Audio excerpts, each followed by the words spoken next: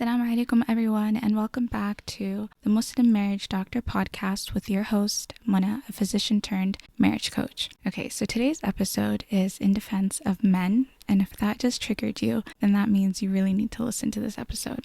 So we hear the narrative of men are trash so much these days, and it's just everywhere. It's rampant, it's widespread. SubhanAllah, you see sisters sharing horrible stories about their marriages and their husbands and what happened to them, or sisters that were in a talking phase and the guy was horrible. My biggest issue is that they generalize, right? If you have one terrible encounter with somebody, that means that that person was bad. That doesn't mean an entire gender is bad. The generalization really bothers me because we're not a monolith. SubhanAllah, there are good men and there are bad men, and there are good women and there are bad women, and it's your choice who you decide to surround yourself with. So for example, if I had a friend and she was not the best person, I would distance myself from that person. I would distance myself from that friend, but I wouldn't go labeling all women as catty and rude and mean and women are evil and I'm never going to be friends with a woman ever again. No, I'm just not going to be friends with that specific person. Same thing with men.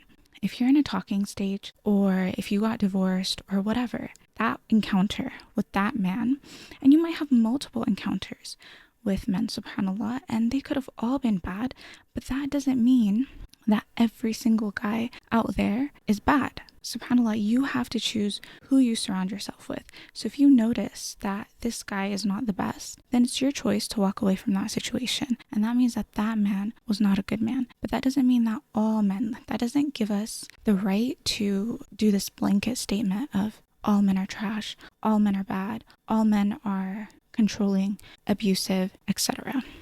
And I'll tell you why this narrative and this generalization of men is so harmful. SubhanAllah, it's harmful if you're in the talking stage, and it's extremely harmful if you're married. So for example, the Prophet told us that your friends will have an effect on you. There's a hadith.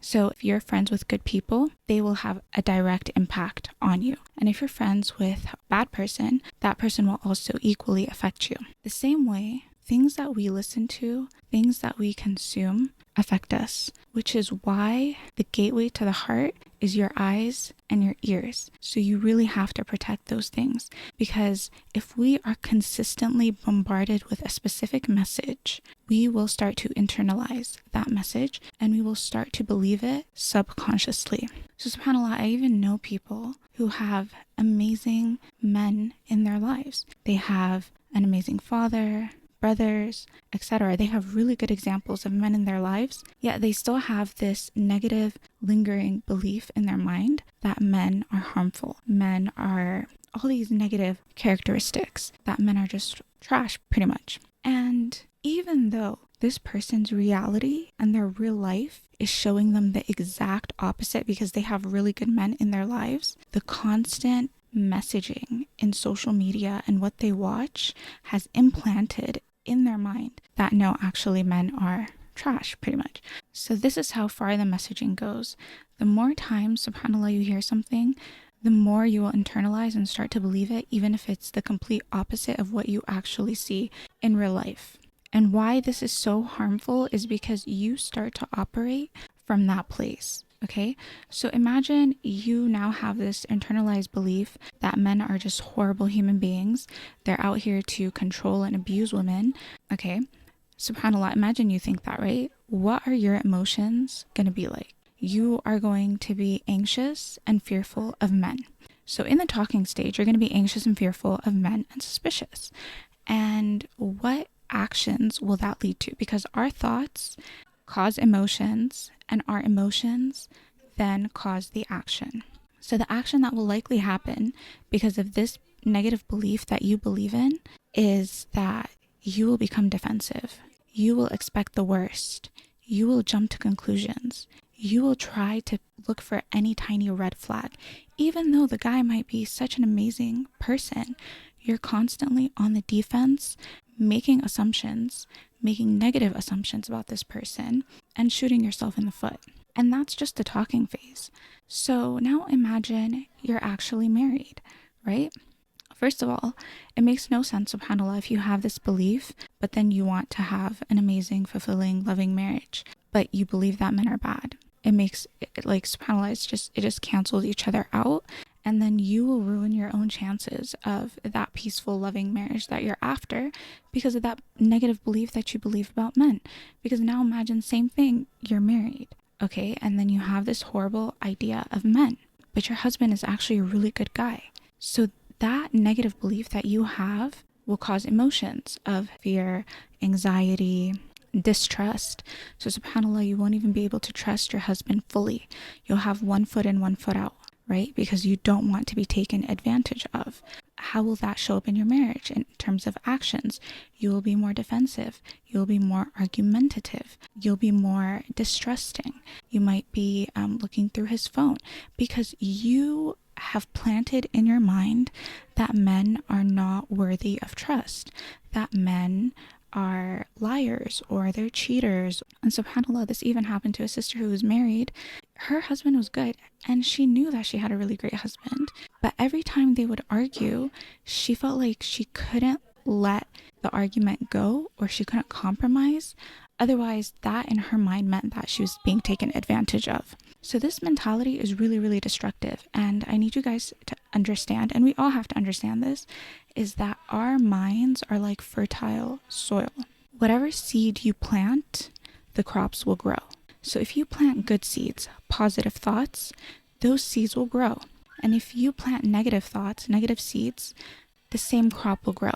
So when you look at the way shaitan influences us, it's not that shaitan is controlling our actions through forcing us to do something. What does he do? He whispers.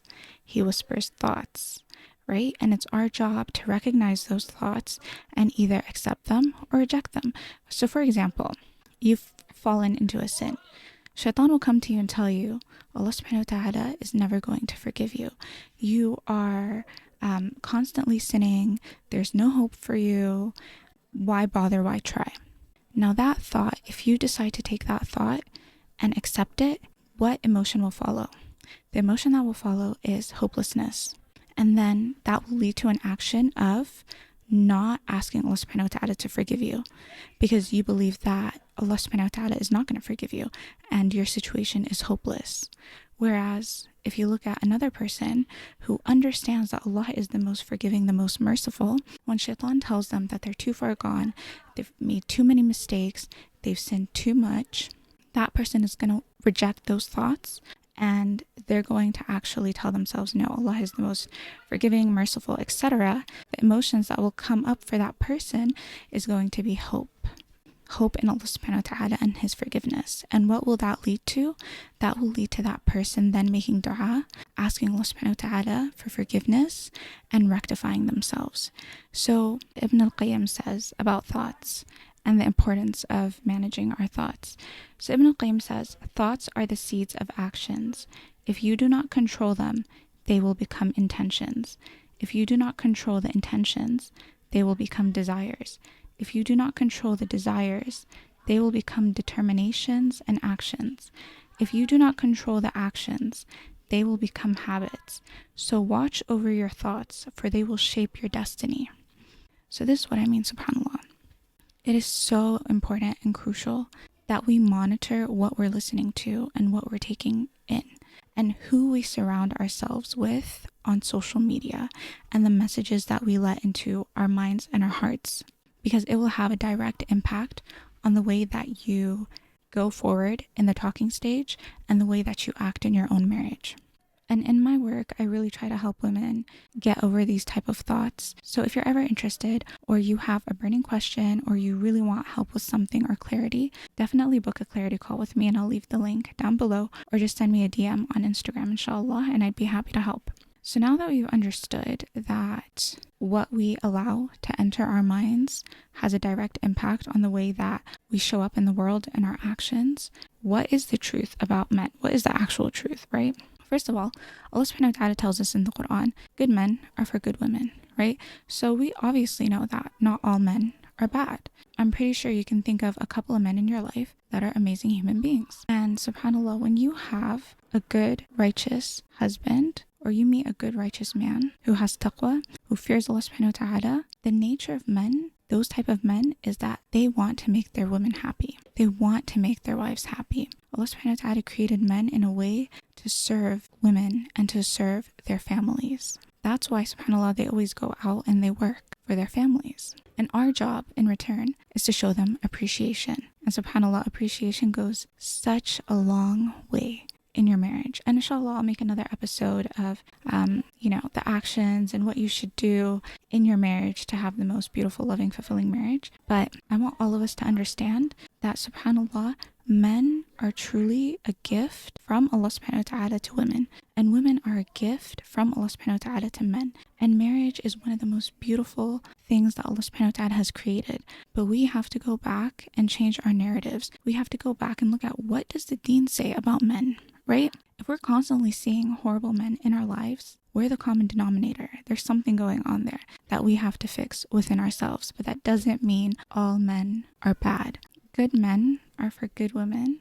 So believe that, internalize that, make dua for that, make dua for somebody who has piety, goodness, kindness, generosity, all the good qualities.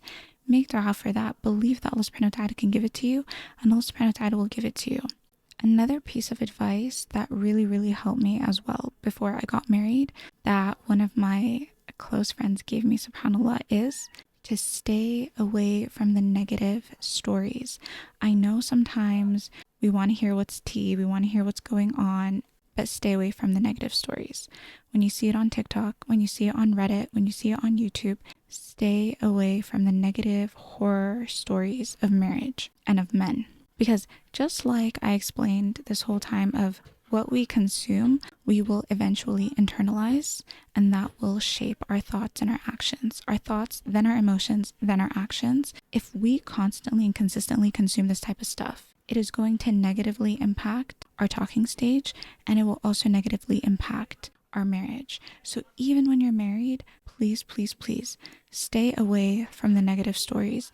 Do not consume them. Try your best, because it really does. It really, subhanAllah, has a huge impact. And shaitan will try to get you through any means possible. So imagine you're married, and this happens to so many of us, subhanAllah, where we're married and we have great husbands, but we hear this horrible story that happened to a sister. It's like shaitan just like fires something up inside of you, and starts whispering like, oh my God, imagine if that happened to you, etc., etc. So this stuff is really, really dangerous. So please, please, please protect your hearts, protect your minds, protect what you listen to. And this goes for everything. Protect your heart, your mind, your ears from what you consume, because it will affect you. So I really hope that this episode was insightful, or if you have something to say or add to this conversation, definitely leave a comment or DM me on Instagram, inshallah. I'll leave it in the description box below. And until next time, Assalamu alaikum.